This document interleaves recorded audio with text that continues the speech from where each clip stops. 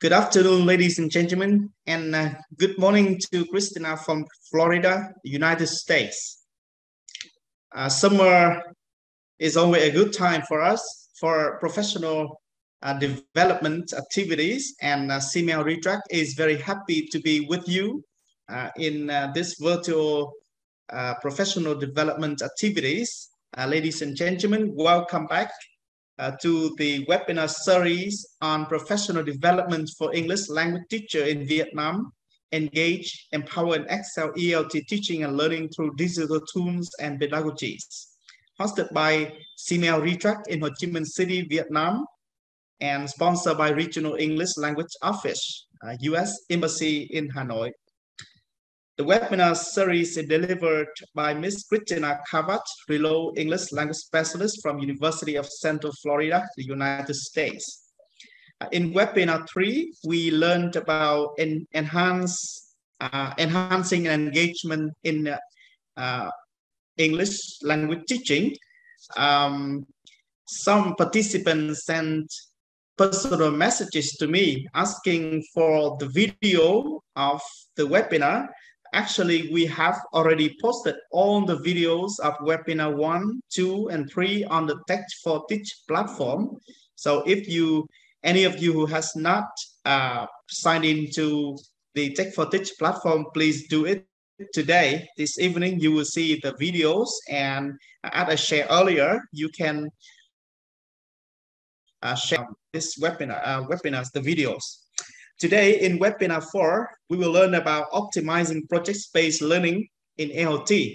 As I shared 2 weeks ago, project-based learning has become more popular to Vietnamese teachers of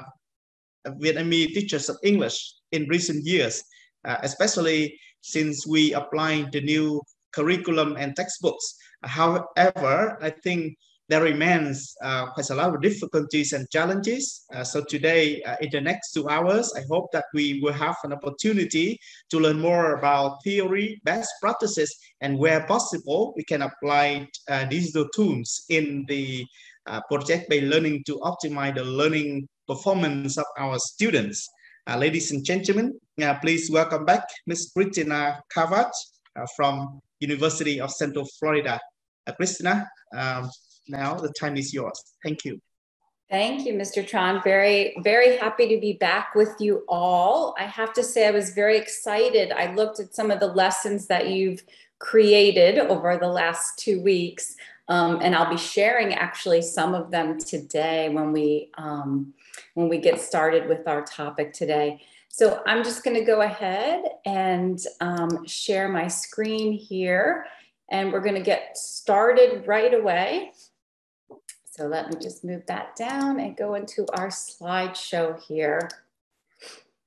So again, as Mr. Lin said, today we're going to be focused on optimizing project-based learning in ELT.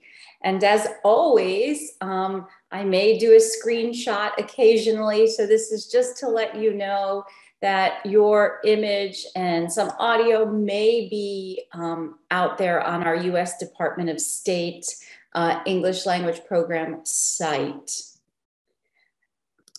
So our agenda today, we will do a quick review of the key ideas from webinars 1, 2, and 3. And then we'll talk about what is project-based learning. I'll give you a definition of it. And we'll actually look at the steps as defined by the PBL Works, which is kind of the group that kind of, is a professional development organization and also a repository of project-based learning information. But then I'll look at some ways in which it's been modified in the ELT world. And we'll talk about how it benefits our English language learners. And then we'll look at each step and we'll talk about the tools that we can use, the digital tools we can use to accomplish each of those steps.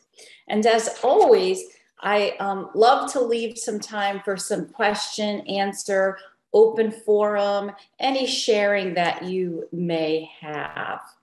So let's get started and just do a quick review of what we've seen in our previous webinars.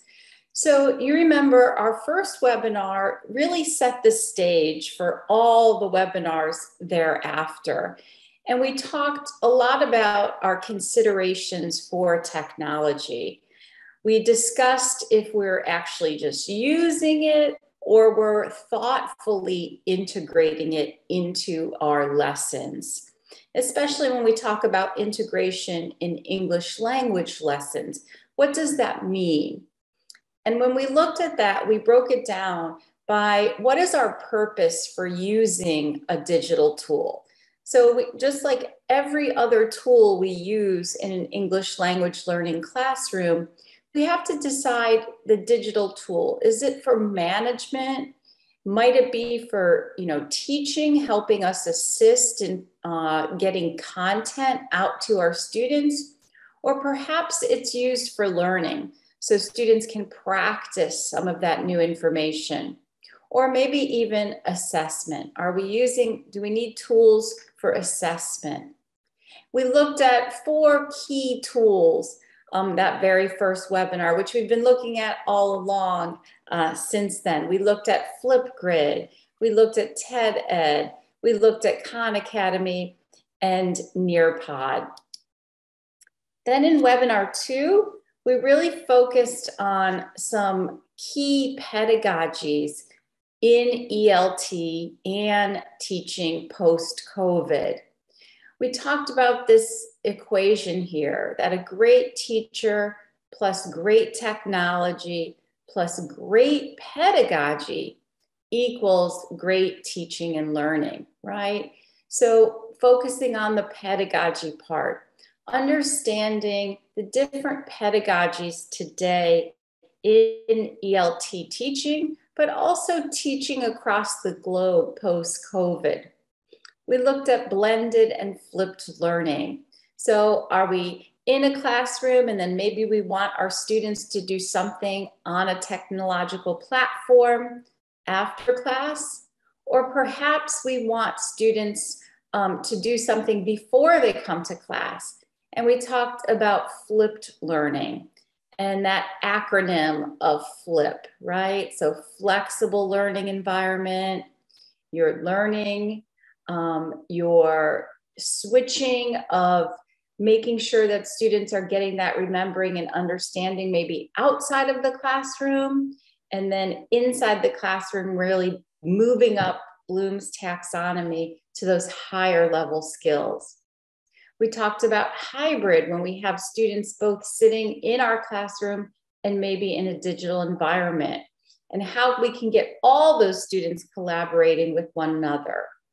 We talked about virtual learning environments, using an LMS, a learning management system, and pushing content out there, as well as live online learning, using things like Zoom, what we're learning. And in webinar 3, we really dug into how to build lessons, but we looked at it. How do we engage our learners in 3 different ways, right? So behavioral engagement, emotional engagement, and cognitive engagement. And we know we need all 3 of these really for students to learn. And that first one, are they just participating, right? And so we talked about different strategies to engage students in a behavioral manner. We want to make learning active. We want them to do things. So we looked at, some Nearpod and how to create a Nearpod lesson by making learning active. We looked in peer-to-peer learning. And again, some digital tools that can help us. We utilized micro-learning, having little videos built in for students to engage with the content in small, digestible pieces. And we looked at personalizing learning, right? So using, what we know about students and students' names. Once students start participating, just being part of the class. We know, especially for our English language learners, we have to build emotional engagement. We have to make them feel comfortable in the classroom. And this is so critical in our English language classrooms. We want students to feel very comfortable to participate and take risks. And so we talked about ways to build a community of learners, right? We looked at collaborative tools. And then we engaged ourselves in some gamification and races and learned how to create that in Nearpod. Lastly, once students are active in class and they feel comfortable in class, so we have that behavioral and emotional engagement, now we're really ready to learn. And so what we looked at are ways in which we can build that cognitive engagement. We talked about scaffolding the content, right? We talked about time for micro-learning. And I went over a method called chunk, chew, check, right? Where we're teaching in small pieces, we're getting students to process that, and then we're doing some kind of check, some kind of formative assessment. We also looked at using those assessment reports to see if students are learning and how they are succeeding in their learning. And from there, we actually created a lesson, and we slowly built a Nearpod lesson.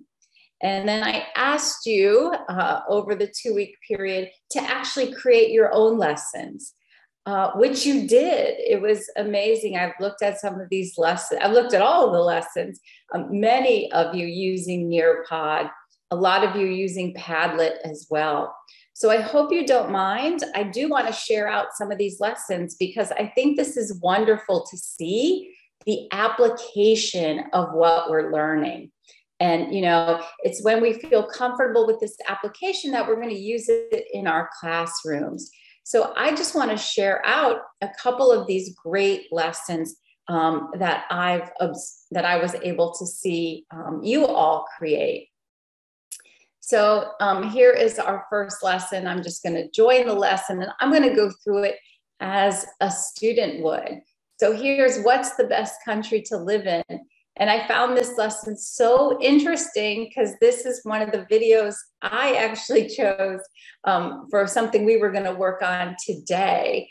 Because I saw this lesson, I went and chose another one. So here we have our teacher putting in a video, and you'll notice within the video, we have some formative checks to make sure that the students are understanding the lesson.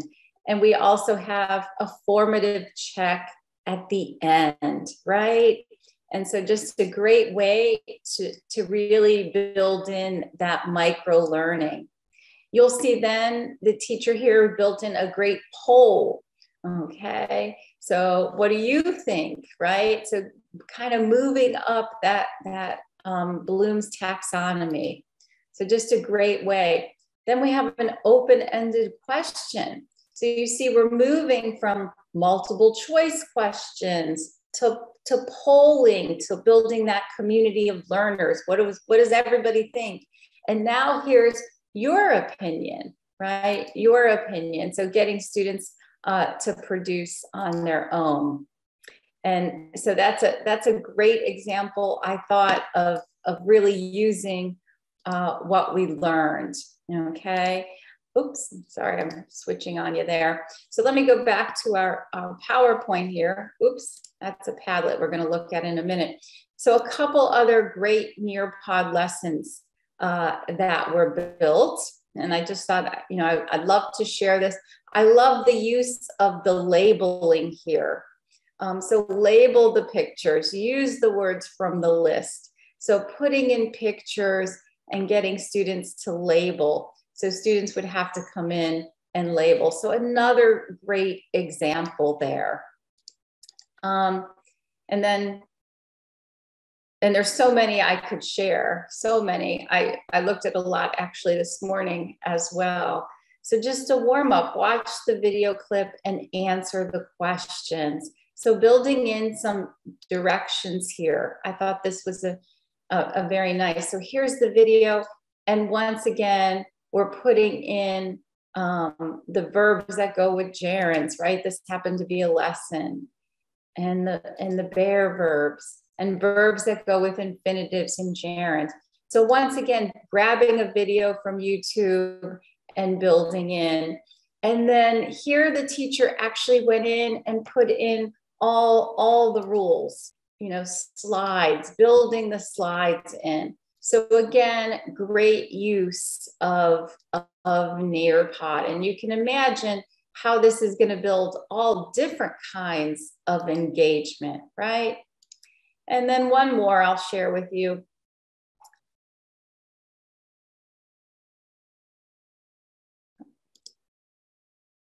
So here, look at the picture and choose the best option. And I love that this one was testing what we learned the other day, okay? So the picture belongs to behavioral, emotional, or cognitive engagement. So we know this belongs to cognitive engagement, right? So we would choose that. And here's a great matching activity, okay? Great matching activity. Okay, emotional engagement, building a community of learners, cognitive engagement, and scaffolding content. So just a great, great use of not only what we learned as far as using the tools 2 weeks ago, but also what we learned as far as the overall topic. So I just want to say bravo to all of you. You've done it. Those of you who created your lessons, there's so many more. So I could keep sharing, but then we probably won't get to what we're going to do today with project-based learning. So just want to say great job to all of you, because you really took what we learned last week and applied it, or 2 weeks ago, excuse me. This is just a Padlet. So a great use of a Padlet here, life in the past. Okay, so just an example of how we can use a Padlet where students are writing about life in the past. And a few of you actually went in and did some of those Padlets as well. So wonderful use of the tools that we talked about last week, or 2 weeks ago, excuse me, and building lessons in there. And once you build a lesson, you can see how easy it is to actually build that lesson. But then when your students engage in it, how much more engaged they're going to be in class. So let's move into our topic today. So again, bravo to all of you who created lessons. That is, you know, feel free, even though I set the due date, I think for yesterday or today, feel free to go in and still create a lesson. I know there are a good number of you in our platform that haven't had that experience yet. So please go for it. So back to our topic of today, optimizing project-based learning in ELT. So I will define for you PBL, or project-based learning, and how does PBL benefit our students, our English language learners? And then we'll go through each step and what are the tools that we can use to accomplish each step of PBL. I will, just like I did 2 weeks ago, after we talk about some of the steps and tools, I will go in and create one. So you can see the actual step of using some of these digital tools. So, you know, when we think about project-based learning, it's really come out of some of our challenges in our classrooms. And, you know, we saw that students, project-based learning, PBL, we saw that students weren't collaborating a lot and they weren't able to successfully work in groups. And maybe they also weren't able to take everything they learned and put it together. And that's really what PBL grew out of. The desire for teachers to create meaningful, authentic learning experiences for our students, but also to get them to collaborate and use real world skills. So that's where PBL originally grew out of. But when we think of challenges in our classroom today, post-COVID, we think about motivation, right? So I'm not sure if this exists in Vietnam, but in the United States, when students went back to classroom learning, you know, their motivation was different than it would have been before. And their engagement was also different. Students were using digital tools, and they were, you know, could have their cell phone while they were on their laptop during COVID. And then we saw that, you know, they wanted to still connect to their cell phones post-COVID, but that affected their engagement. We also know that, you know, maintaining students' interests is really critical post-COVID. You know, they were able to sit at home and maybe do different things while actually being online in their class. There also is a challenge with their reliance on their first language, right? And I'm sure this is probably pretty prevalent in Vietnam when you're teaching English in a foreign environment, right, where the native language, where the target language is not the native language. And so they're falling back all the time on their first language. And then the big one here is differentiation. So even if you have 30 students in class or 20 students in class, you probably have 20 different levels of students, right, when it comes to English language learning. And you also not only maybe have different levels, but different needs for the language, for the target language of English. And so that's a real concern. It's a challenge in our classrooms today. We also have Zoom or live online challenges, right? So if we're still Zooming, you know, there present some challenges there. So PBL not only can alleviate the challenges of, you know, getting students to collaborate and building in these authentic learning experiences, but it can also alleviate the challenges of motivation and engagement and interest and differentiation. And we're going to see how that works today. So this is my favorite definition here of project-based learning. And if you go out on the internet, you're going to find lots of different definitions. But I think this one actually is best for our field because it really targets our students, our English language learners. So project-based learning, or PBL, for language classrooms involves learners working in fixed groups for a planned period to research a phenomenon, study a problem, and produce a product in the target language as evidence of their inquiry. It is cross-disciplinary, provides agency to learners, meaning that they can choose their own way to focus on the project. It develops higher order cognition and includes the development of practical skills in a collaborative environment.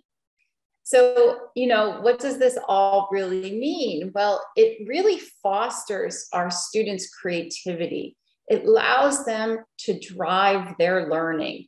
And so that becomes very autonomous, right? Students become autonomous. And we know when students start doing things on their own, that's a very high level of learning, right? So if we think about that Bloom's taxonomy as one of our participants put in their Nearpod, right? We think, you know, when students are taking that agency, when they're having that autonomy, it's really that really high order of cognition. It also builds motivation, interest, and engagement. So, you know, just to think about, you know, we all might do chapters on the environment, right? And rather than students just read a reading on the environment and answer some questions, they actually get to maybe design their own project related to the environment. And that's very practical use of their language skills. And then, you know, again, if we're just doing something from a textbook, students aren't using all those language skills, right? And so project-based learning really allows us to use all of those language skills. So this is the global, or what they call the golden rule of project-based learning. So, you know, project-based learning presents a challenge, a challenging problem, question, and then there's some inquiry into that question or problem, which, you know, students are digging into that. And then students get providing a voice and a choice. So that means they're getting to decide how are they going to solve that problem, right? Or how are they going to answer that question? Rather than the teacher guiding them, they have the opportunity to provide a voice and choice. And then once they decide how they want to answer it, then they go into some in-depth inquiry, which means they might be doing some research. They might be collaborating with classmates or other people in their schools. Then they're going to utilize their skills and literacies to find solutions, right? So they're going to, you know, they're going to use not only their digital literacy skills, like how to research, but they're also going to use maybe their reading skills, because they're going to be digging in, or their speaking skills because they're going to be presenting. And then the class is presented to the project. So this is the golden model of project-based learning. But in ELT, this may not always work. And so I really like Jason Anderson's framework for project-based learning in TESOL.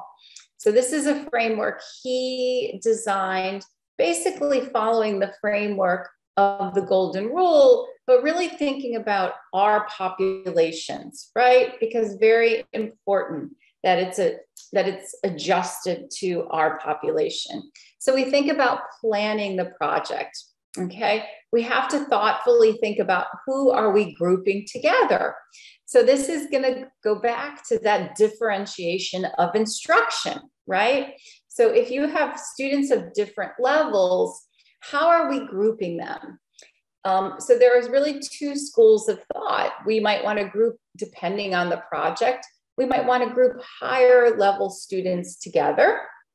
Okay, if we want to really build students' skills and highlight students' skills in different areas, I might put students together who one student is a strong writer while the other is a strong speaker, while the other might be very creative. So I might put my groups together that way.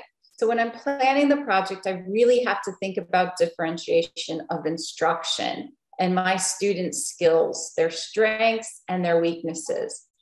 I have to think about the calendar. How much time is this going to take? Okay. I have to think about the project brief, which really is, what are my goals for this project? Okay, am I trying to build their digital literacy skills? Am I trying to build their speaking skills? And then what's the presentation going to look like? Is it going to be an in-class presentation? Is it going to be recorded? And how am I going to assess this? So again, that's all planning the project. And then when we introduce the project, we have to make sure that we're preparing a handout, that we have questions and answers available. And most importantly, that we're checking students' understanding. And this means building the background knowledge that students need to be successful with the project. Then when students are working on the project, how are they developing that project? What's the kind of background research they need to do?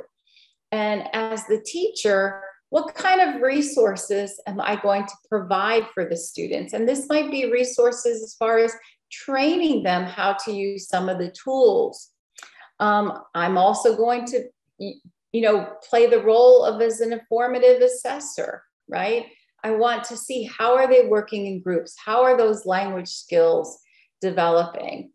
I might have to be a catalyst. I might have to get them started, getting them, helping them move in the right direction. I might have to be a critic and tell them this is not the best way to go, or that's, you're going to have to write a book if you go down that avenue. And I'm going to guide them. And then the presentation of the product, thinking about how are we launching it? Are there going to be posters? Is there going to be a formal presentation? Is there going to be a website? Are they writing some kind of report? And then lastly, that assessment and reflection piece. Not only do we have to assess as teachers, but we really want to make sure that we're building in some peer evaluation and maybe some group self-evaluation, thinking about how did they work in their group, okay? What was beneficial? What did they struggle with? So I very much love this framework for project-based learning in TESOL, because I think we as language educators need to think about more than just some of those other steps. And we need to also really focus on the language outcomes here, the language outcomes. So what are some ideas for project-based learning? Well, you know, we could research a topic or a historical event, something like, is social media harmful? Or the history of a holiday. We could also have students do some story writing or some digital storytelling. They can create a story. They can connect to a fictional or true story in some way. A lot of project-based learning has to do with that third bullet point of designing a space, an area, a building. So maybe we want them to design a new park, the perfect classroom, okay, a new cafeteria. We think about business development also. Maybe we want them to create a new kind of restaurant or a new app. It could be a new social media app or a new app for learning or a new app for communicating with their friends. And then we have some contextual projects, like plan a school event, design a website. These are some just general topics. So they usually fall under these 5 areas of project-based learning. And it's really important to know which one are you really focusing on, because that can help you with the tools you're going to use. So I'm just going to share with you a couple projects, or just 2 projects that my own students have done in the past. So the first project here is what we call a public service announcement, or PSA. So in the US, these are very common. If there's an issue in society, then people are speaking out on that issue.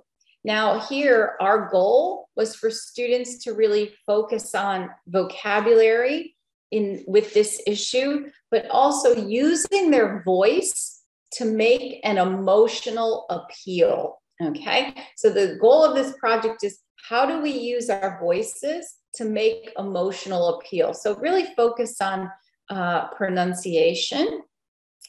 So I'm gonna play this for you, just a piece of it so you can get an idea. What would it be like to sleep on the streets at a very cold night, without any place to go to, with an empty stomach? Days go by and you haven't eaten any satisfying meal.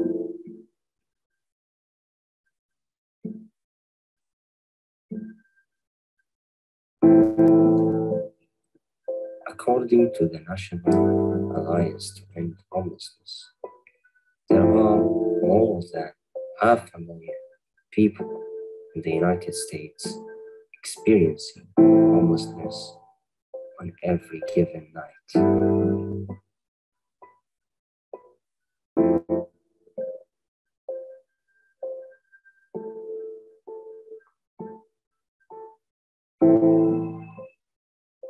They don't have any money to spend on medical care. Every day, they suffer in pain, and they don't even know what diseases they could have inside their bodies. Okay, so you hopefully get the idea of this one. So again, using their voice to make an emotional appeal. So these two students focused on homelessness, which is obviously a big issue in the United States that they were quite surprised over. Now, we had studied different ways to use our voice. We've studied different topics in the United States, culturally, with the vocabulary. So you can see all the skills that this project is using. Have you ever thought? We don't want to play that again. Let's go to the next one. Here's another example I'm going to share with you.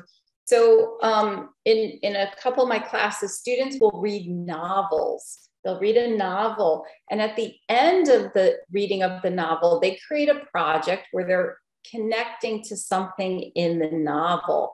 So this is just another example. Now, this is a digital story because they're actually telling a story that's connected to another story. Good morning. My name is Nicolas Rodriguez, and today I will be presenting my book project about Tuesdays with Maury by Mitch Albom. The topic I will be presenting today is option 1, mentoring and the importance of it. And I chose this topic because I have two very special mentors in my life.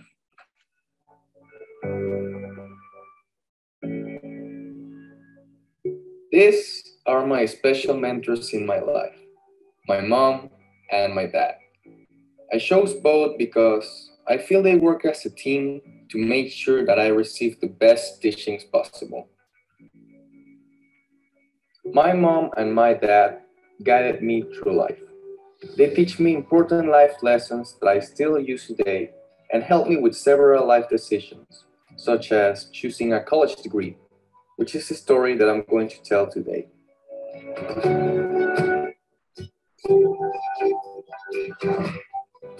The most important lesson my mom and dad told me. So I'm just going by to... saying that they didn't want to see me. This is the student then needed to connect his mentors to the mentor in the book. And so here's a young man and his mentor. So you can see this project-based learning. This one took course over 12 weeks, right? So project-based learning just doesn't happen in a day.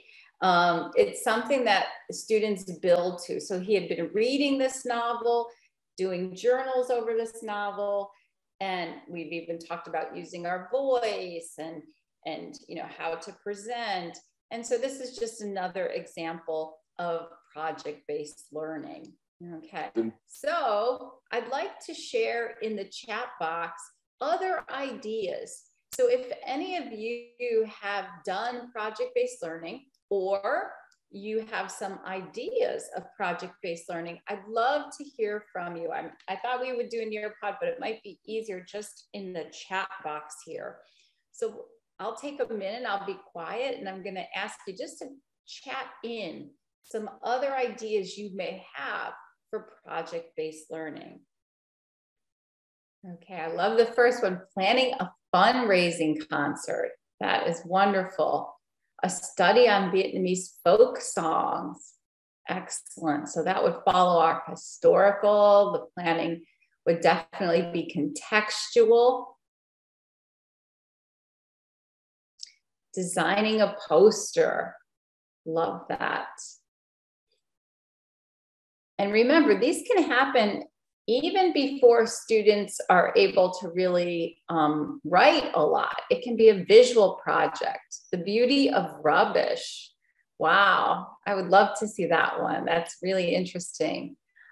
Make some visual arts, including Go Green. Give their presentation in front of the class. Act out a play about a family conflict.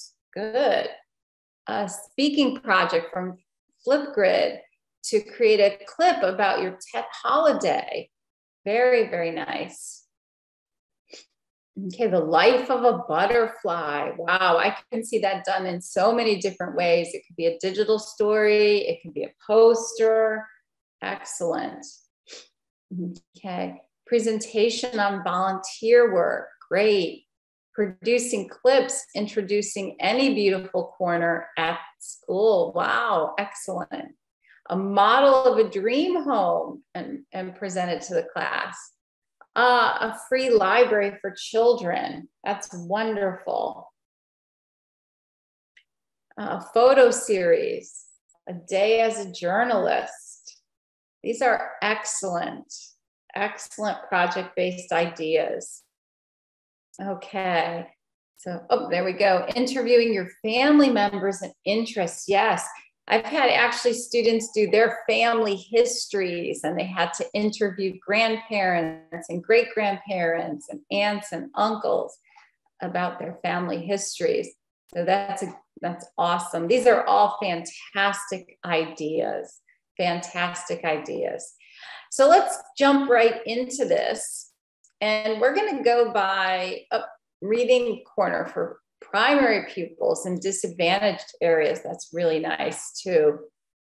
We're going to go through this and do a step-by-step digital learning ecosystem. So unlike, and another one just came in, presenting at a traditional festival and presence of, don't worry about the late response, it's great. So when I talk about ecosystem here, in the past, we saw, especially when we went on the engagement tour, right, that we can take a Nearpod and we can use that Nearpod to build behavioral engagement. We can use it to build emotional engagement, and we can use it to build cognitive engagement. So we can create one lesson very seamlessly in Nearpod. Well, because project-based learning doesn't happen in just one class period, because it's something that's supposed to be sustained, we're going to look at different tools for each step. So, you know, the ultimate production that a student will create could be used just one tool, but what you're doing to instruct on it and build those steps, that's really an ecosystem, right? So it's really, you know, several pieces that we need. So we're going to look at this step by step. Okay, so again, I'm following the steps from the TESOL model. Okay, and this is just a general overview. So if we think about planning the project, you know, the type of projects, this would cover the tools we need for the project, our access to tools. We may want to use a learning management system, or we might just keep our files organized on a Google Drive, okay, for that planning stage. Then when we introduce the project, and we're going to see this really would probably have two parts, right? Presenting the problem and building the background knowledge and language. So this stage, when we present a problem or present a question, we might do that through something like TED Ed, yes? And then when we build some background knowledge for the students and the language skills, we may use something like Nearpod. As students are working on the project, remember they're working most of the time in groups or with a partner. And so there's a lot of collaboration here. They also need to do some research. They need to do some building, right? And we need to include some language lessons along the way. Remember, when students are working on the project in that TESOL model, we, the teachers, not only become guides, but we also need to provide the language that they all need to be successful. So we can use tools like Padlet. That's a great tool for collaborating. I know many of you use that for your lesson. We can use Nearpod. Nearpod lets them collaborate. It lets them build together. But this is really where we can also create some language lessons. And today I'm going to show you something called Google Jamboard. Google Jamboard. So I don't know if you're all familiar, if you're using Google Drive, but Google Jamboard is a piece of your Google Drive, and it's a great way to build some collaboration. And then presentation of the project. How do we want students to present this? Is it going to be in class? Is it going to be online? I'm going to show you one new tool today, actually called Book Creator. It's one of my favorite tools that students can use to create their own books. Okay, but we can also present the project maybe in Flipgrid, right? We know the video capability and audio recording of Flipgrid. There's another great tool called Animoto as well that allows students to create video as well. And then Glogster. Glogster is it's a little bit like Padlet, but it's a little more advanced in the sense where students create a digital poster. So just like students would be creating a poster in class, Glogster allows you to create a digital poster. And then for the assessment and reflection work, you know, PBL, which is our project-based learning works. This is kind of the consortium and repository of lots of project-based learning resources. They have a rubric for assessing students throughout the project. But we might also want to have some class feedback. And this is where we could use Nearpod using polls or Jamboard or Padlet. So we're going to be breaking down each one of these steps and looking at the tools that we can use for these steps. Okay, so step one, remember, is planning the project. Planning the project.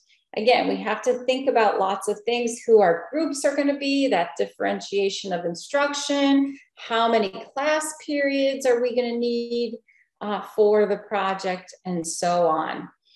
And so considerations here. Are students working in groups or pairs? Are they working by themselves? The time frame. How much time is this going to take? What do I need to plan for in class? What are students doing outside of class? What are going to be the presentation formats that my students are going to be doing? Are they going to be creating a digital storybook like you saw, or a digital movie like you saw my one example with the public service announcement? Are they going to be creating a physical poster? What are they going to be creating? And then what tools do they need to create that? What are their language needs? Okay, so what kind of vocabulary do they need to be successful with the project? And what are the structures that they also need? So thinking maybe about not just grammatical structures, but do they need some sentence framers? Do they need organization? Do they need pronunciation? Like my one was focused on using your voice to make an emotional appeal. So we talked a lot about thought groups and word stress, right? So what are their language needs? So some tools for your planning, again, might be your learning management system, Google Drive. I like to use Google Drive for planning of my, and I'm going to show you at the end, if we have time, excuse me, I'm going to show you some planning documents from PBL Works. Okay, so they have a whole planning document for you that allows you to easily plan out your projects. So the planning, again, you know, that's just like all our other teaching topics, right? Where we have to really thoughtfully design that. But next comes presentation of the project. So how are we presenting the project to our students? Well, remember, we really want to pose a question or a problem to our students. And we also need to build background knowledge of the problem. So while the TESOL model, the TESOL framework had this as one step, there's really two pieces to this step, right? And two separate pieces, and we may use the same tool or we may use a separate tool. And the two pieces here are really posing that question or problem. How are we doing that? And then how are we building the background knowledge? And so we're going to look at two different tools that we're already very familiar with, TED Ed and Nearpod. So let's just talk about the presentation of a problem or question. So here is where we get students thinking about the topic. We need them to have some background information on the topic, but also to really create an environment where they can start thinking and analyzing. And so we want to get them to activate some knowledge about the topic. Using tools like TED Ed and Nearpod can, be very, very beneficial for you here, right? So I'm calling this really step 2A, just presentation of the problem or question. And so a way to do this might be TED Ed, because you really want to build some background information and get students thinking about that. Oops. So I'm going to jump over to this TED Ed here. I close some of these tabs. Okay. So what I did here is I'm creating a lesson on the environment. And I want students to eventually, in my project, I want them to eventually come up with their own solution, their own presentation to solve one of the many environmental problems that we have. So what I'm doing is I actually put in a video here from YouTube. It's called One Earth. So I'm just going to play this. So I would play this in class. I'll just play a piece of it. There is no, I'm going to actually start it at its the introduction. There actually is no words. There's just a video to get them thinking about our environment.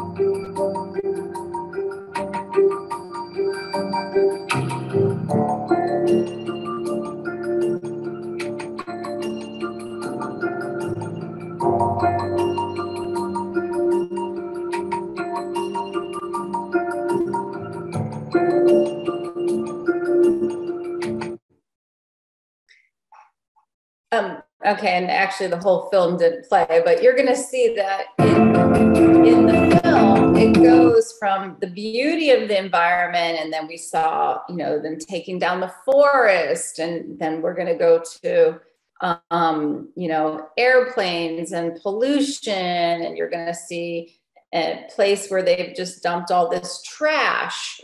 So after the video, after the watch, okay, after the watch where students are going through this, then they go to the think. And now they're getting a question, how does the film change? So what I'm doing here is I'm setting the stage for their project. I'm setting the stage for their project, okay? And then I get a discuss question, okay? And this is really going to open up, this discuss question is really going to open up them really starting to think about the environment and help direct them towards their project. So what can you do to help restore some beauty? So this is just a discussion board, okay? And then there's a finally question. So this is very simple to do, okay? So when I go to my lessons, and I want to maybe create another lesson. So I'm just going to click here, create lesson. Okay. Now I've put this one in here so as a practice. So let's say I want my students to do a presentation on I have a dream. And maybe I would have 2 students working together on this, right?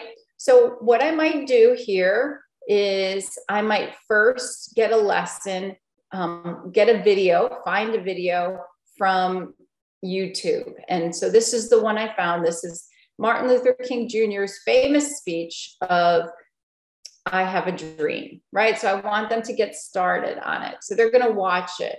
Then I'm going to click think, and I'm going to actually be able to add questions here. Okay, so let me go back and just show you exactly how you can create that. So if I'm going to create a lesson, okay, I'm going to put in YouTube here, and I want to put in my search streams. I want to put in my search terms. So I have a dream. I know I want my students to create something about their dream.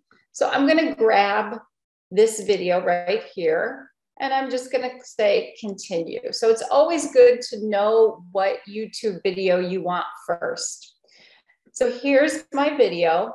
Now I'm able to actually crop my video, which is a really great function that they have for you. So you can take off demonstration for free. You can take off pieces of your video, or you so you can crop it. So if you only want a little piece of it.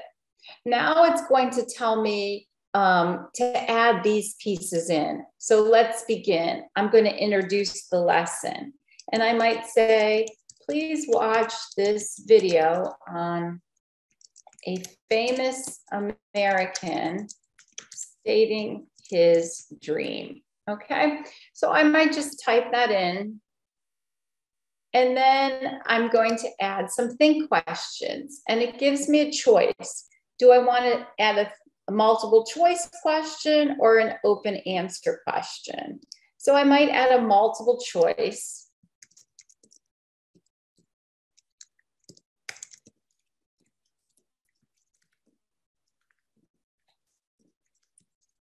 Okay, so where is he? And I'm going to put in Washington, D.C. I could put in some wrong answers. New York City, Vietnam. Okay, now it always gives me 4 answers. If I don't want one, I can just delete that. And now I have 3. I can also put in a video hint.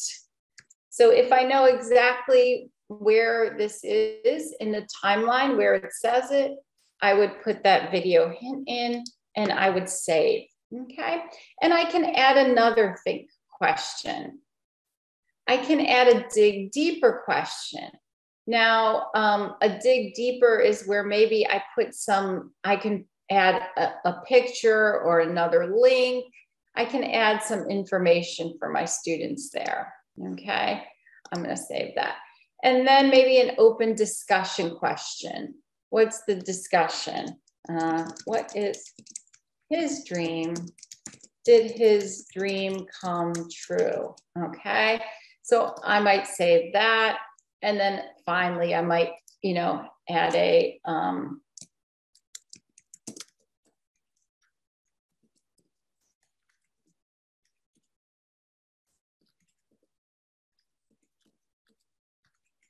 so I might add something like this, asking my students to talk to a partner now and discuss their dream for the world, okay? So basically what I'm doing is just building in, laying the foundation for the project, giving some students a piece of, of information on the big topic. Now this is the big topic. As the project goes along, we really want to narrow it, but something like this is going to get students thinking. So I have the option to publish it, okay? I can adjust my settings. I can preview my lesson. So I would see how it looks before the students go to it, okay? So this is exactly how it's going to look. I didn't put any resources. Here's their discussion question. And finally, here's what they're doing.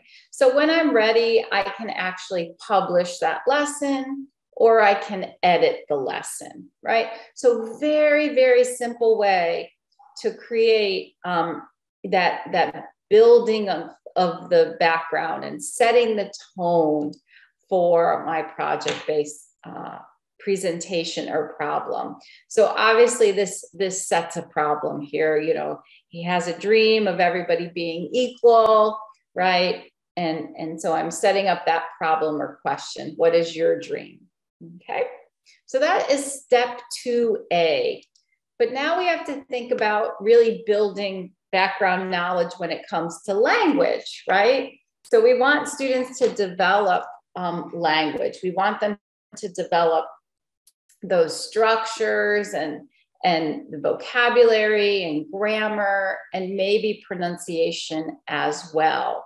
Okay, so we really want to develop their knowledge of the topic. And when we think about tools like this, we can use Nearpod. That might be a great way to develop some grammar and vocabulary. We can take content from YouTube and put it into our Nearpod.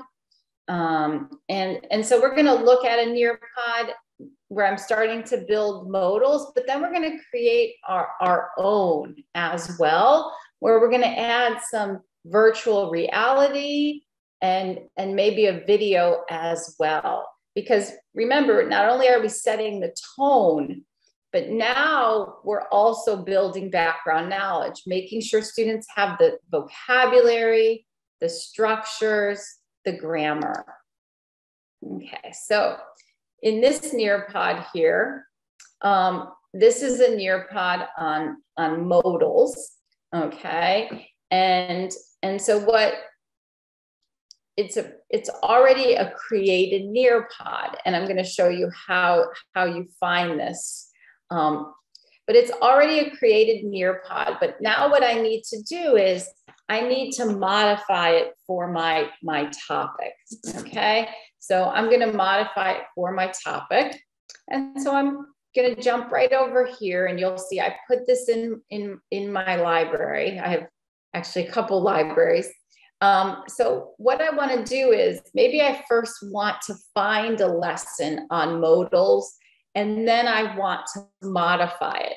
So I know you all know how to create in Nearpod. We've been practicing with this a lot, okay? But now I want to show you how to find already created lessons that allow you to modify, okay? So right here is this search, and I can search by topic or standard, okay? So if I go and I put in modals, for example, you're gonna see, I'm going to come up with lots of already created lessons, okay? And this is on all of Nearpod, but it may take a while because that's a really big topic, but I can organize it by the subject, and I can also organize it by grade. Okay, so I'm just going to search on modals lessons. These are all the modal lessons. Okay, and obviously English language arts or world languages, or it might even fall under the other. And again, my grades here. Okay, so I'm going to choose this one, modal of suggestion, right? So I'm going to add that to my lesson. So again, I can search in hundreds of things, so many different lessons. I will tell you, you're going to notice in the library all these Pearson lessons. Okay, lots of different Pearson ones. So you may be familiar with Pearson. If you search on Pearson, you're going to come up with tons of grammar lessons, okay? And these are all free to use, okay? So these are all free to use, and they're made for English language learners, okay? Free to use. So any grammar lesson you can imagine. Okay, now I know I had you all create your own lessons, but today I'm going to show you actually how to modify. So when I go into my lessons, now I have this lesson. I have this already created lesson, but I want to modify it for my students and the knowledge they need for the topic we're working on. So I'm going to click here where it says edit. Okay, so it tells me I'm about to edit the lesson, and I say, okay, I want to edit it. I want to change it so it fits my needs. So what I see is, if you're familiar with PowerPoint and your slide sorter, this is kind of what this looks like. Okay, kind of like your slide sorter. So maybe I want to get out of the teaching notes. Okay, maybe I want to get rid of this slideshow. I may want to get rid of that topic there. And so I'm just highlighted these, and now I'm going to delete those slides. Yes, I want to delete those. Okay. Now I'm teaching modals, but remember my lesson is on a student's desire to solve a problem in our environment, right? That's my topic of my lesson. So I want to customize this lesson. I want them to learn the grammar of suggestion, because that's what they're going to be doing. They're going to be making a suggestion about how to solve a problem. So I need to customize it. So deleted a few slides that I didn't want in there. And now I want to add something new.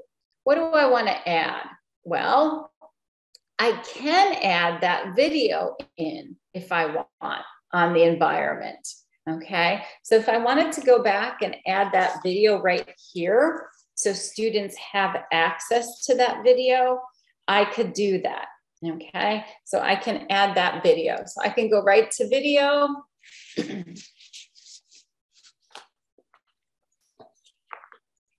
Okay, now you see when I add video, it could be the video library that they have.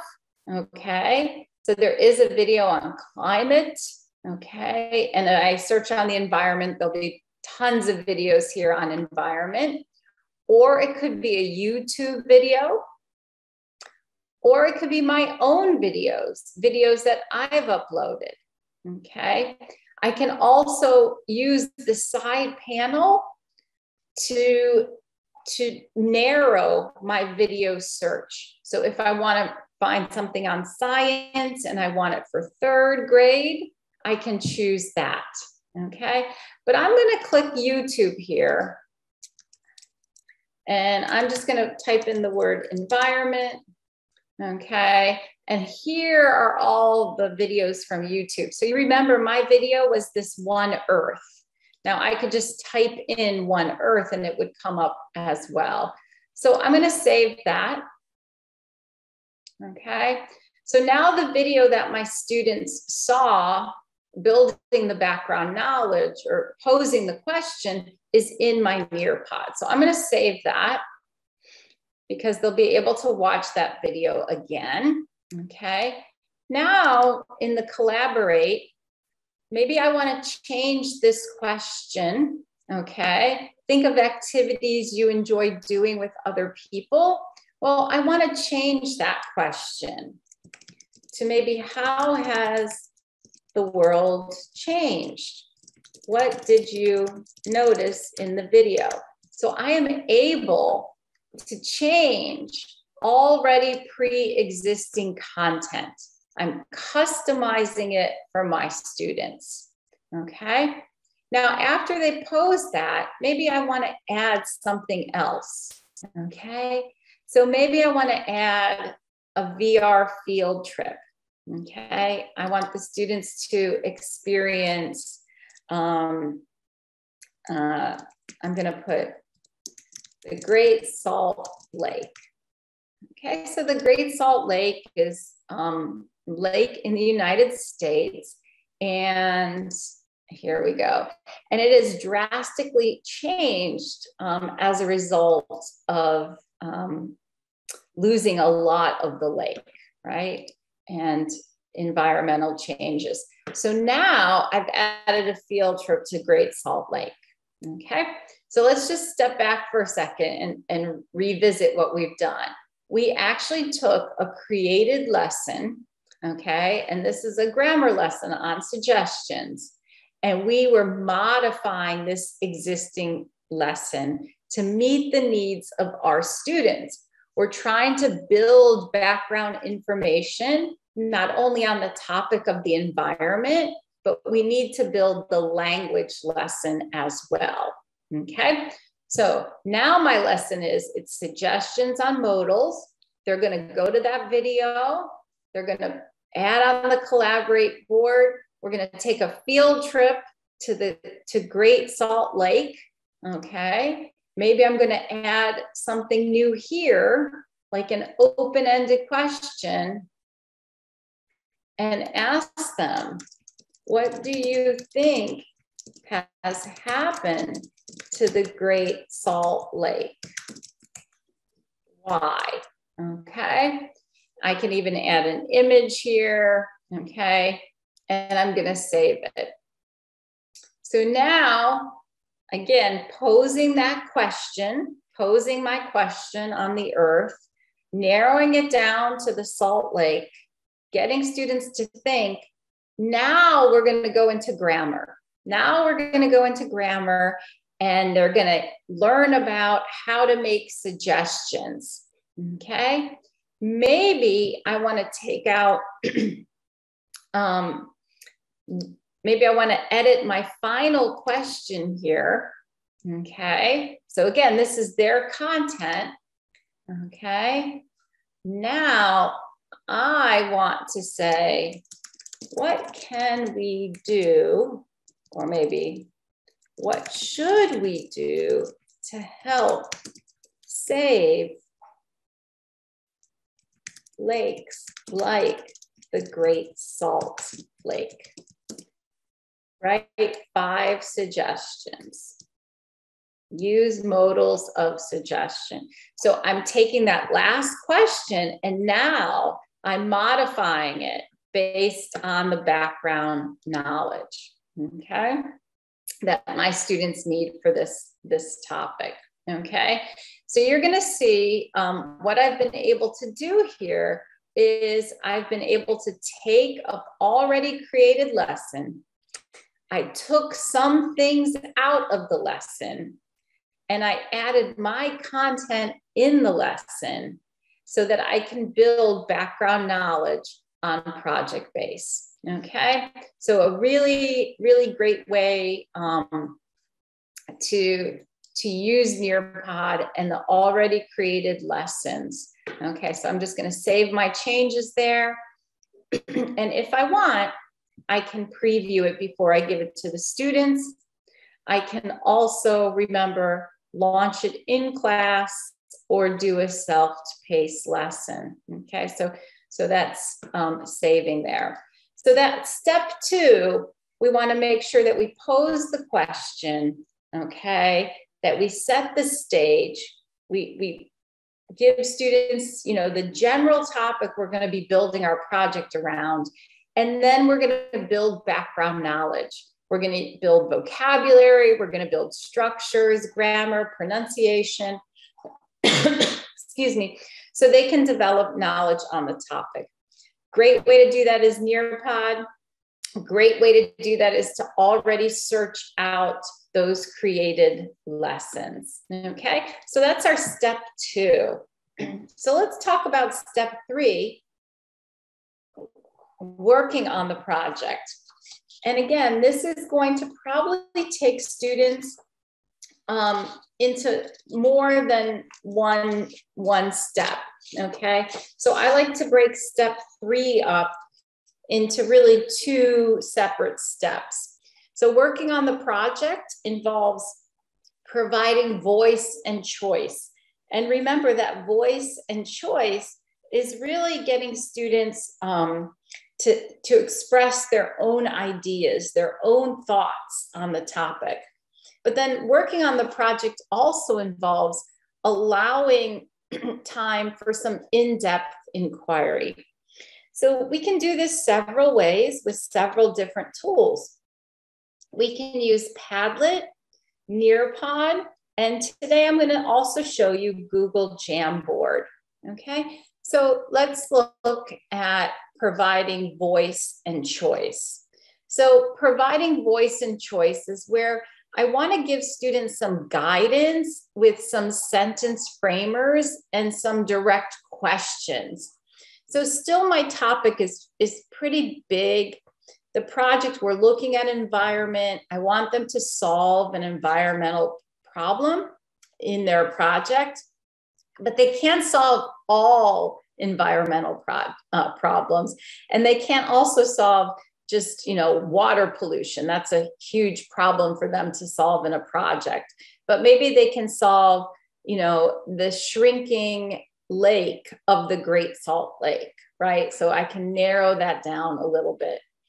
And again, tools, Padlet, Nearpod Collaborate Board, and Google Jamboard. So this is really where I'm providing some sentence framers and direct questions for my students. So I'm going to show you a Google Jamboard, and then I'm going to show you how to build your own Google Jamboard.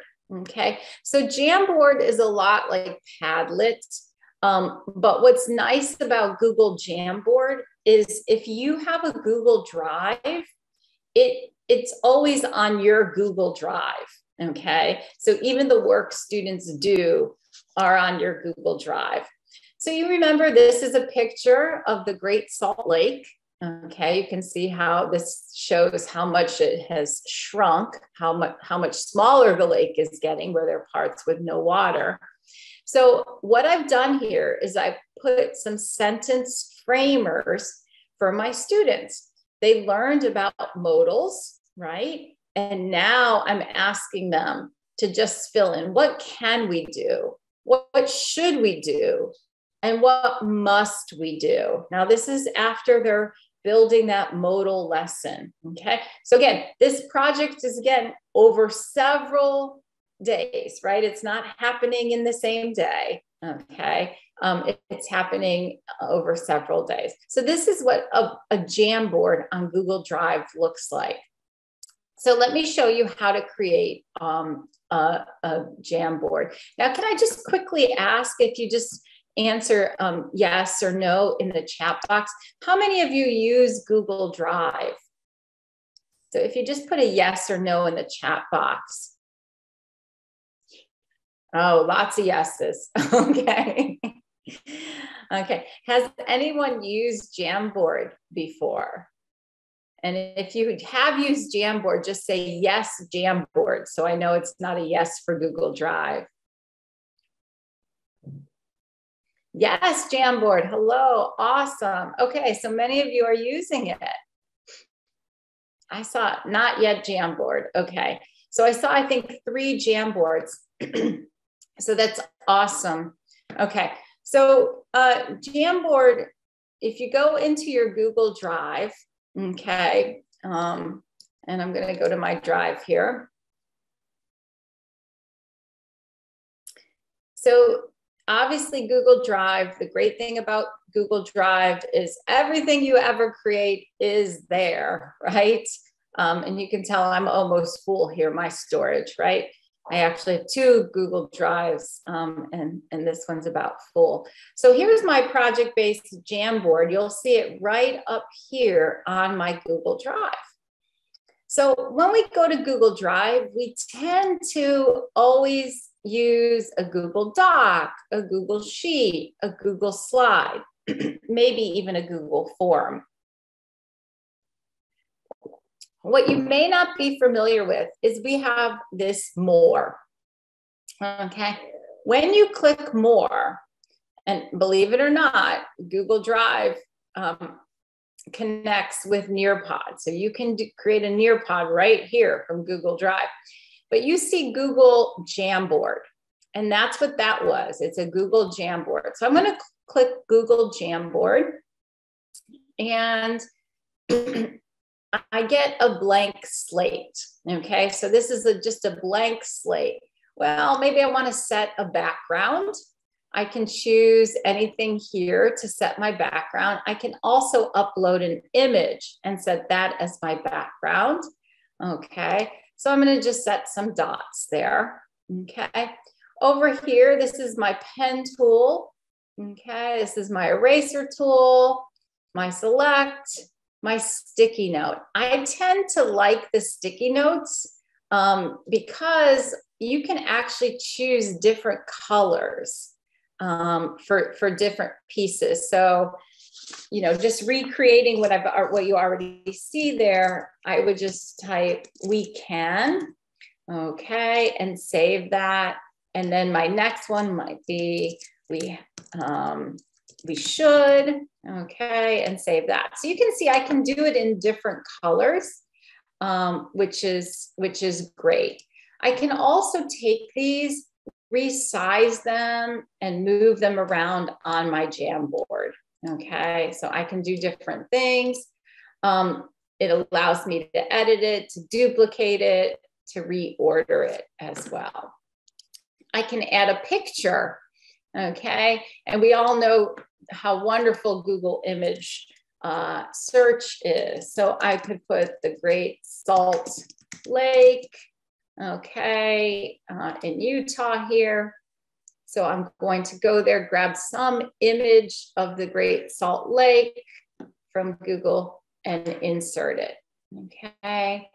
Once again, I can move things around, okay? So this is my Jamboard. I can add circle shapes. I can add just a text box, and I can add a laser. So when I'm teaching, I can draw attention to it. When I'm ready to use this, I will share it just like I share all my other topics. And I might want to rename it. Okay, I can download it as a PDF. I can save frame, or I can share. Okay, now when I share, this is the important part. When you share, I might say anyone with link. Now, anyone with link then is only a viewer. I want them to be an editor. I want my students to be able to add to it, okay? So this is real important. It's always going to be default view. So you want to just say that they can edit it, okay? And then I'm done there, okay? So you'll see in our Teach for Tech platform, there is the link to this that you can engage in my Jamboard. So you can see how that works from a student perspective. So you can imagine this is a really good way for students to share their ideas out. So when we're talking about providing voice and providing choice, we want to provide some sentence framers. Those sentence framers should set the pace or should set the stage for the project. So my students will know then I want them to use words like should, must, we can, right? Because that's part of my goal as a language teacher, to get them to use that language. So the next step here is really to promote that in-depth inquiry, right? And this is where I would have students research a topic. So I will have them dig in deep, and again, building those digital literacy skills. So you may have them research a topic using your class tools, using your textbooks, using your libraries, using, interviewing teachers or students in the sciences. Okay, so this is where you as the teacher would really guide students with what kind of research you want them to do and how you want them to share ideas and set up your group work. Okay, so step 3, again, 2 parts, right? Giving students that voice and choice, where you're giving them the lesson and now you want them to use those skills that you've taught them.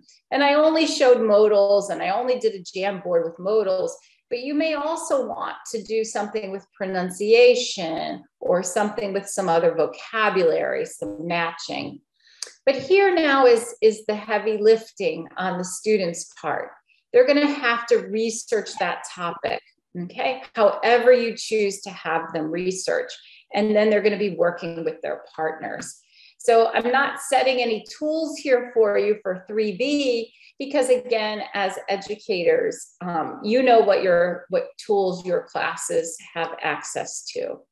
And most of the time we're using textbooks for this.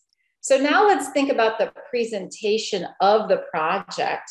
How do we want students presenting this? Well, when we think about presentation, we want to make sure that we're utilizing their skills and literacies to find solutions, okay? So what does that mean? Well, we want to support all their language skills. You know, if our goal in the class is for them to develop, or the project just to work on their listening and speaking and pronunciation, that's fine. Or maybe we want them to work on all skills. So we have to make sure that we have tools that are going to utilize the skills that we want students to utilize, okay? So you'll see in the two examples that I showed you of my own class, I was having students really work on listening and speaking, pronunciation in the first one, but in the second one, they were actually utilizing all their skills because it had been from a reading project. Then we also have to think about the digital literacy skills, okay? So not only are we teaching language, but we're teaching students to use these tools and to use them responsibly, right? And how to use them effectively. So, you know, we talked a lot about Flipgrid, which is now called Flip, okay? It's a great way to post all your students' projects, especially if they're video projects. They can be just audio projects as well in Flipgrid. Great way to use Flipgrid. A Glogster is another tool I've used a lot. It's only available on a tablet, so you can only really use it if you have an iPad or some other tablet. It is free, and it allows students to make a digital poster. So it's a great tool for digital posters. I'm going to show you today Book Creator. It's one of my favorites, and I think it's great for students to create their own books. And then we also have Animoto. I'm not sure we'll have time to see Animoto today, but, and again, I don't want to bombard you with too many tools. I'd like you to master a few of the great tools that you've seen. So Book Creator, Flipgrid, Animoto, Glogster. I'm going to show you one in Book Creator. And this is a tool. And I have my Book Creator right here. So my students, as you saw, a lot of times I have them read a novel, and then I have them create a digital story with it. So this is just another example of a digital story book, okay? So I'm going to, let me move my Zoom up here. I'm going to play this little sample of a digital story. This is the Other Westmore book project.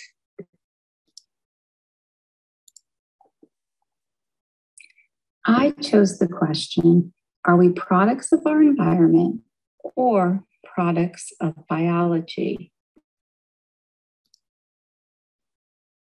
To answer that question, we first need to think about the two characters in the story, Westmore, the author, and the other Westmore.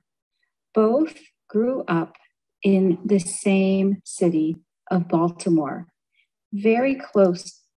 Okay, so you get the idea of the Book Creator. It actually creates a book for students students create the book, they can add images, text, and audio. And you can share this book out in many formats, okay? You can share the book out in lots of different formats. So I'm going to show you how we created. This is free. It is a free tool, okay? So it's bookcreator.com. It's a free tool, free. Okay, so, and you'll see this is also in our Teach for Tech platform as well. Okay, so if I want to create a new book after I set my account up, okay, I'm going to click New Book. Now it's going to give me what's the portrait. The portrait is best decided by what kind of platform you're going to show this on. So if it's going to be on a phone, if students are using mobile devices, portrait is great. Square is great for your tablets, and landscape obviously is what I was using here on a desktop. There are also templates already created, okay, with different themes. So students can go in and create one of these and just modify what's there, okay? Or you can have them start in a blank book. So I'm just starting with a blank book here, okay? So this is a blank book, and you're gonna notice up here is a plus button. So up in the upper right-hand corner, I'm gonna add an item. And maybe I want to add an image. Okay, so let's add an image of the Great Salt Lake. Okay, you'll know a lot about this by the time we finish today, right? Okay, so I want to find an image. Again, it takes me to the Google Images. Okay, so there's my image. Okay, maybe I want to add some text because I want to put a title.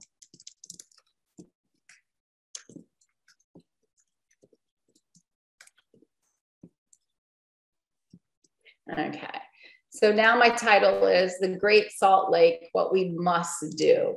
And again, I can make this bold, okay?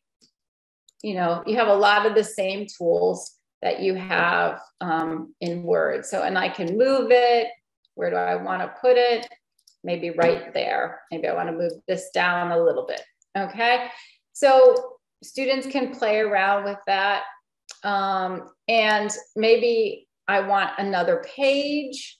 Okay. So if I want another page, I'm just going to go to the next page and I can add another page. Okay. Now, maybe here I want to record something.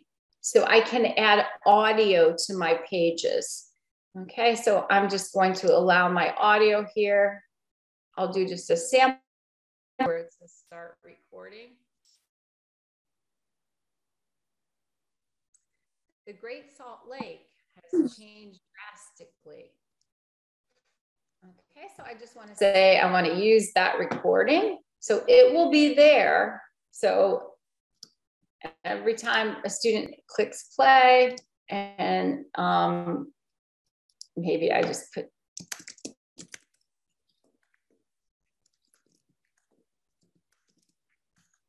okay, so that's done. So again, now when I'm ready, okay, when I'm ready, I just want to make sure that I'm going to save this. I can change the colors of my pages. I can make it comics, so many things I can do there. Okay, so I want to read the book now. Okay, here's my first page, my second page. The Great Salt Lake has changed drastically. Okay, so I can Great Salt Lake, I can modify it. I might also want to I like to do not side-by-side pages. I could highlight words. I could automatically play the audio. Okay, so I have that option as well.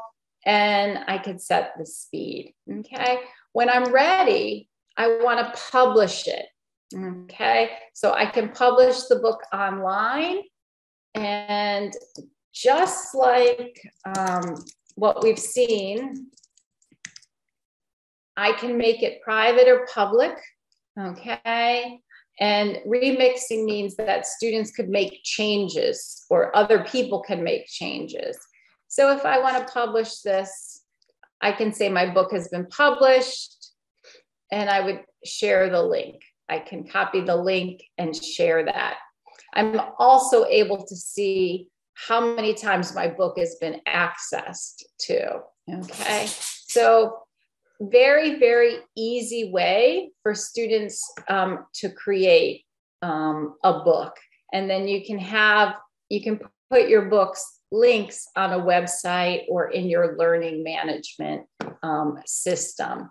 So it's a very nice way for them to create a book. So this makes a very, very great project. Okay, so that's Book Creator. Animoto is another one. Now, Animoto does not allow students to add sound. So the free account, and even for yourselves, the free account is great. It's very visual, great images, great templates, but you cannot add sound with the free account, where Book Creator allows you to add sound, Okay. So let's get to step 5 here. Step 5 is really about assessment and reflection. And reflection is a very important part of project-based learning because self-reflection is where students can make changes, right? So with assessment, a tool we have is a rubric, and I've shared one with you in our Tech for Teach platform.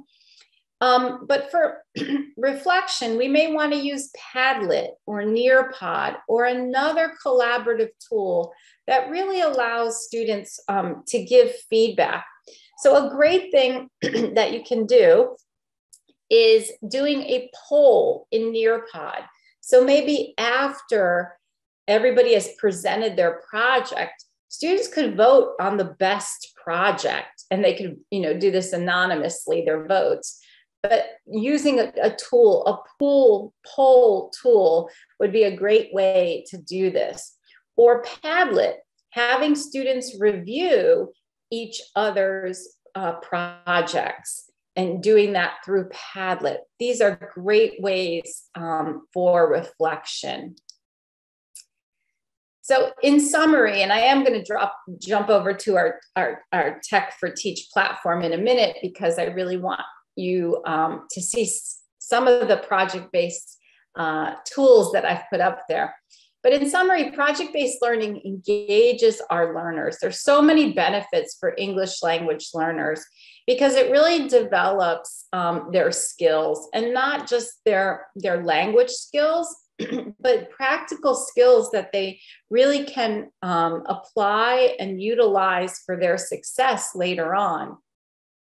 It can incorporate all language learning areas. So, students oftentimes don't even realize they're using the target language or they're building language skills as they're working on this. So we have to think about the planning, the question, problem presentation, the working on the project, the presentation, and the assessment and reflection. And I can't say this enough. There's a variety of tools that we can use, but we have to remember that we're not going to choose one tool for the whole project necessarily. We may have to use different tools for each step of the project, keeping in mind that the project is not something that's going to happen in one class period. It usually happens over several weeks or even several months. So the tools we're going to use are going to be very dependent on the step that we're working on in that project. Okay, and I just want to take you over quickly I'm not going to get to questions just yet. I want to take you over to our Tech for Teach real quickly, just to show you some of the things that I've put up there with project-based, because there are lots of resources for you here. So you're going to see this folder called project-based resources, okay? Project-based resources. And in this folder, you have several pieces, okay? So you have a checklist, a storyboard worksheet, a toolkit, and even more. So when you click that, it will download it. But there are about 5 different resources in that folder for you. Now, the storyboard worksheet helps you plan everything out, as does the toolkit, and there's a rubric as well. All of this comes from Project-Based Learning Works. Again, this is a very, it's a repository, a think tank, if you will, on project-based learning, okay? Now, some of this can be modified for ELT. As I showed you, the framework I like to follow for project-based learning. So, you know, I just think it's really good to really thoughtfully plan out some of this, not some of it, all of it, right? All of it. So I'm going to stop there and just share if we have any questions, thoughts, ideas for project-based learning.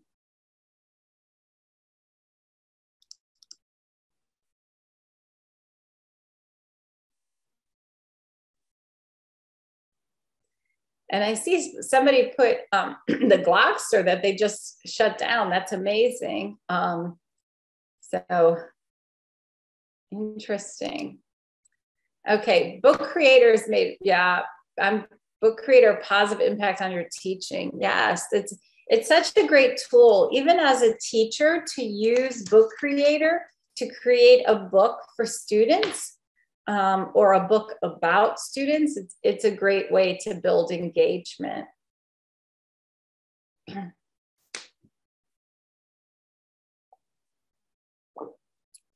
I apologize for my voice today. I'm using it a little bit. How can you use Google Nearpod in Google Drive? So you can add your Nearpod to your Nearpod slides to your Google Drive. Okay.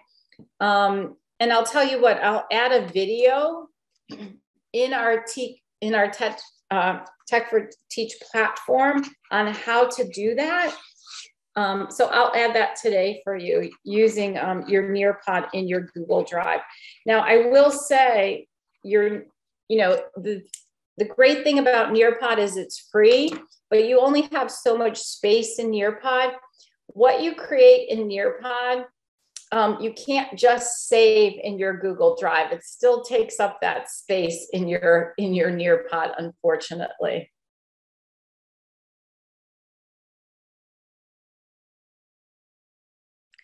Okay, so I'm just looking at some of the comments here. I'm glad to know about Book Creator, good. Afraid to teach project-based. Oh, you were previously, okay, but now you have clear steps. And I think that's really what we think of. We don't want to think of the end project. We want to think of each individual step. I mean, obviously we want to think of the end project. So we were leading to a project today where my students would solve a problem, a very specific problem in the environment. And it might be how to reduce, how to help save the Great Salt Lake. It might not just how to stop global warming. That's too huge of a problem. We might start out with, that as our building our background knowledge, but definitely want to, get students to really focus on one aspect of that. Okay, so tools, I'm glad you're going to be doing that. And you're really raise a question about Jamboard since the data limit for Google Drive. Yeah. What can be a solution? So you can download what I tend to do, my other Google Drive was filled. So what I do is I actually download anything that's like a PowerPoint, the presentation, or any files I save on my Google Drive. I download those as PPTs or Words and then save them on a hard drive to help with my Google Drive space. So that's a solution for that as well. Just, thinking about downloading those and then removing them from your Google Drive. If you're like me, you probably have things on Google Drive that are 8 to 10 years old. So those are good things to download. The useful tool, Book Creator. Yeah, Book Creator is, it looks like iTool. Yes, very, very much like that. And, my students actually just created their last reading project in Book Creator, because your students, you set it up as a teacher account, and then your students can actually use it as well. Yeah, Book Creator is great. I'm glad that you all really like that. I was unsure about throwing another tool into your toolkit, but you all seem to master Nearpod and Padlet. So with some of the lessons that you developed, so Book Creator is a great, great tool. Well, I do hope you go through a lot of the resources on our Tech for Teach platform, because you're going to see there's quite a bit there. There is a video as well on project-based learning, a couple of readings. I didn't put a quiz up this week, but I will put a discussion up as well to just hear from you how you might create a project and what that project might be. Thinking about those steps that I outlined in the TESOL framework, okay? Because I do believe that that TESOL framework is something that probably works better for our English language learners. So Christina, today we didn't talk much about assessment. I mean, assessing project-based learning. Could you share some experience or best practices in American context about assessing project-based learning? Yes, and yes, thank you. And that was done on purpose because our last session, I'm going to be talking a lot about assessment and digital tools for assessment. But when you're assessing project-based learning, you have to think about each step, okay? So we don't want to necessarily just assess the final. That would be what we would call our summative assessment, right? So that final project that students are doing, that would be our summative assessment, right? But the steps along the way need to also be assessed. And we have to think about formative assessment. And that, if you remember in the TESOL framework that I gave you, that happens while students are working on the project as well. So let's say we're working on that Salt Lake project and I'm getting students to find a solution. How can we help save the Salt Lake? Well, maybe I realize that my students need some vocabulary building, and that has come through that formative assessment process. So, we saw some formative assessment with Nearpod, quite a bit actually, where we can play that game, even Time to Climb.